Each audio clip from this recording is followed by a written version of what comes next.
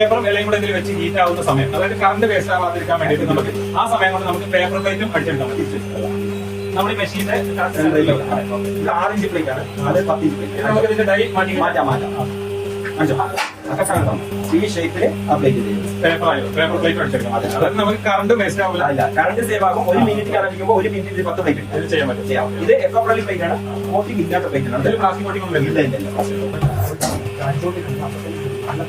അപ്പൊ ഞാൻ paper plate ഉണ്ടാക്കിട്ടോ. Paper plate ഉണ്ടാക്കാൻ പഠിച്ചു. ഇങ്ങനെയുള്ള സംഭവം ആർക്കും ചെയ്യാവുന്നത്, ഒരു പരിചയമില്ലാത്ത ആർക്കും ചെയ്യാവുന്ന വളരെ ഈസി ആയിട്ടുള്ള പാള. നമ്മൾ ഇതിന്റെ എങ്ങനെ ഉള്ളിലോട്ട്